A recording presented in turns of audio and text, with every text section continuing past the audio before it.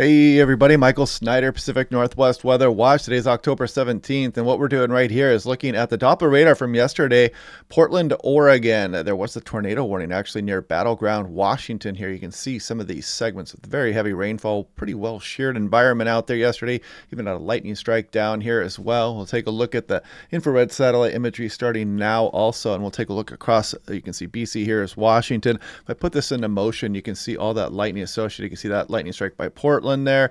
Had quite a few strikes across some of the North Sound and a lot across southwest BC. Probably the winner yesterday with that activity moving through here. You can see the cold air cumulus, and you can see these lightning strikes that were firing there during the afternoon yesterday. Now, as we go through the morning hours here too, there was actually a few lightning strikes out here associated with this next round of moisture moving towards Vancouver Island. Kind of a narrow atmospheric river feature going to be pointed right at Vancouver Island and some of southwest BC, bringing some huge amounts and really not much for Seattle or Portland out of this. You'll see the clouds flying by, but the definite stream of moisture, the fire hose, is going to be pointed right at Vancouver Island. And also up and down the coastline here, watch out for this extreme sneaker wave threat. That's the first time I've ever seen that, so heads up for it. And I may do a video on this over the next few days, kind of discussing the parameters that can lead to some of the sneaker wave activity here. But watch out if you're going out to the coast today for the sneaker wave potential up and down Washington, Oregon, into California also. And we've got a big change coming potentially here as we go on into next week. Better odds the further east you go right now, but the European and the Canadian models are showing a pretty interesting upper level low dropping all the way down across southwest BC, even western Washington, western Oregon. We're going to take a look at this in some detail. There's still some disagreement in what the GFS was showing also. But here you can see it. This is for western Montana, north central Idaho. Very good chance for a big cool down coming up here and some mountain snow potential also. This is looking at National Weather Service Spokane. And again, look at Sunday through Wednesday, rain and mountain snow returning, becoming cooler. And that can include some of the Cascades, Washington, and a higher terrain of British Columbia also. Look at SeaTac yesterday, 62 degrees, 57 hundredths of an inch of rain. Nice rainy day there yesterday. Blustery conditions. Had a gust of 34 mile per hour at my house. And there was a couple big branches down on my daily walk there too. It was pretty impressive wind gust there. Quite brief, but 34 miles per hour. It wasn't too bad. Now looking at the composite reflectivity on the NAM3KM, this is what's going to be happening today, or what the Doppler radar may look like. There's going to be some clouds moving by, but it should clear out a little bit this afternoon for western Washington. However, that is not going to be the case across a lot of southwest BC and Vancouver Island, as you see this steady stream of precipitation just pouring into Vancouver Island.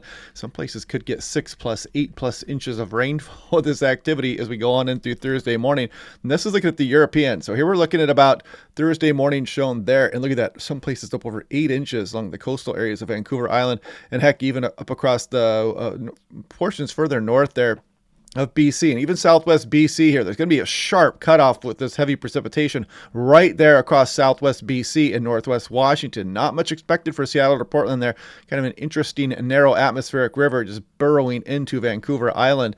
And this is looking at total precipitation on the NAM3KM. So take a look at this. Just persistent fire hose pointed right at Vancouver Island. Look at this. Nothing for Seattle. And you're talking about some areas up over 8-10 inches here for Vancouver Island as you go into Thursday morning.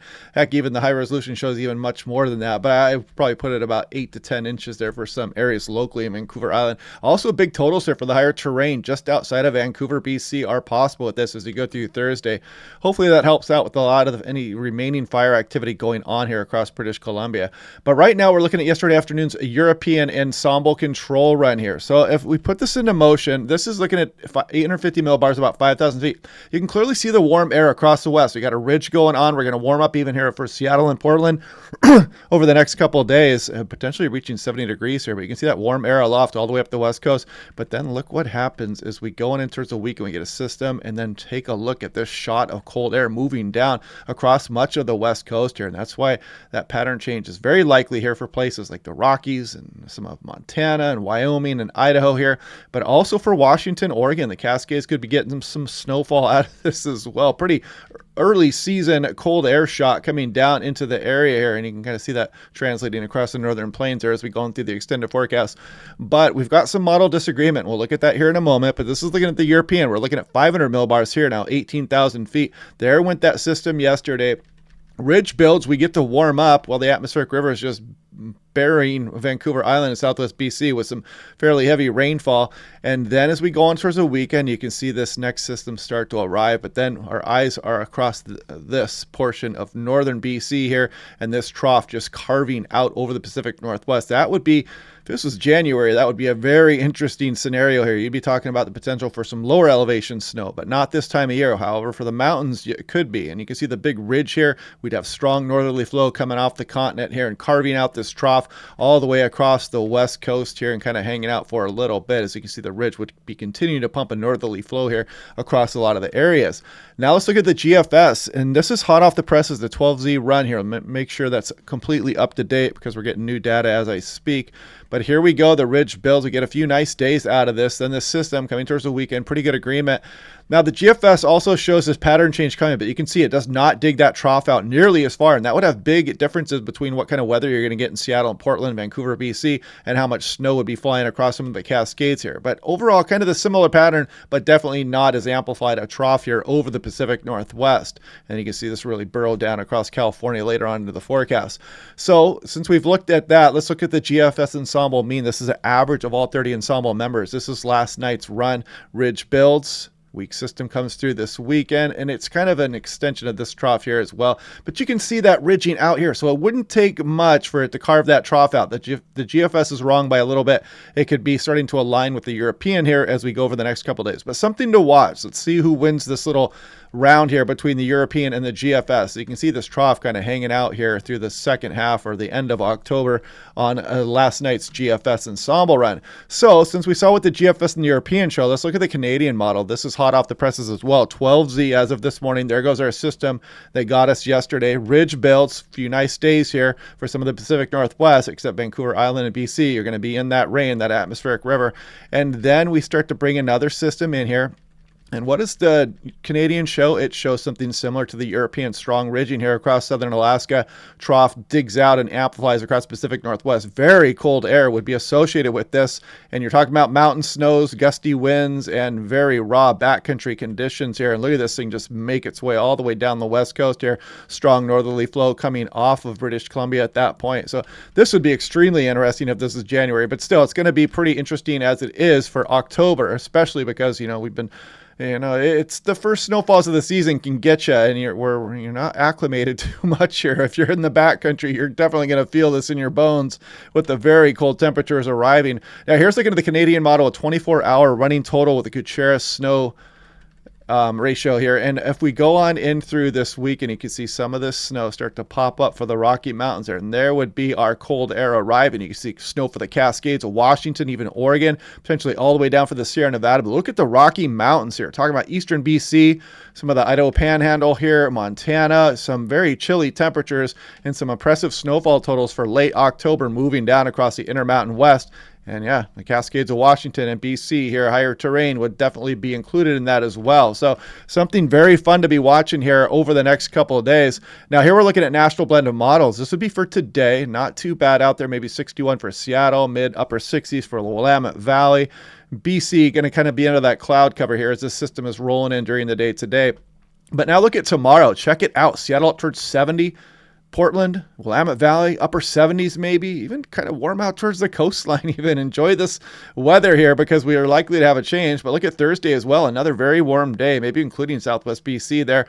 Look at Oregon, Willamette Valley in the mid-70s, eastern Oregon even, maybe some 80s showing up there also. Southern Oregon, northern California. If we go to Friday here, we start to bring that next system in a little bit. Might get some clouds, cool things down a bit. Then Saturday, there comes some more clouds. Sunday, look at these temperatures working their way down.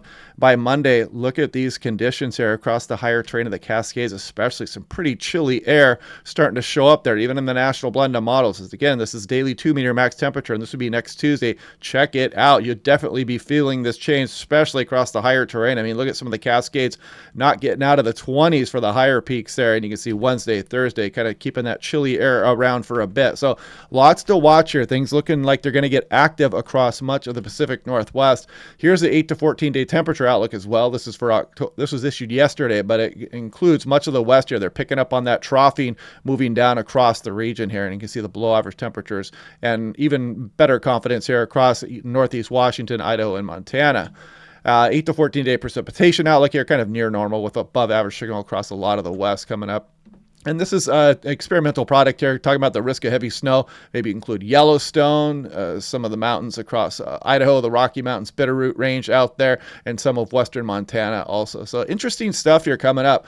It's always interesting to have those huge upper level troughs carve out early in the season to bring some early season snowfall. It tends to catch a lot of people off guard at this time of year, especially with the weather we're going to be having here as we go through Wednesday and Thursday. Very warm conditions, and then the big change potentially coming here. Not a guarantee as of just yet, though. You know, you saw the difference between the GFS that could leave Seattle and Portland, some areas out of that cooler air here, but confidence is definitely increasing across the Intermountain West, and we'll be watching, of course, day by day coming up here. And yeah, interesting stuff here, folks. So yeah, big pattern change likely coming up. So I will be doing for the California Weather Watch channel, the first person who signs up as a member when the channel becomes monetized here, it should be in the next few days, I'm going to go ahead and do a little giveaway to them, and there's a prize for the first person that will sign up. So if you're wondering where those California weather videos are, they're on the California Weather Watch page. I had a couple more comments there yesterday talking about they did not know that I had another page. So maybe I'll go ahead and do another quick video here this morning and talk about that and just say that, hey, this is where you can go to get the California Weather Watch page. But yeah, I got a little giveaway for the first person who becomes a member of that page as well. And I may be doing another giveaway on this channel here over the next week or so. I need to talk to and arrange a few things before I can do that. But anyway, hope you guys are liking these videos. Click like and subscribe. Leave some comments below. Tell me what you think about the upcoming pattern change. And I will talk to you guys later today or tomorrow morning in the regular briefing.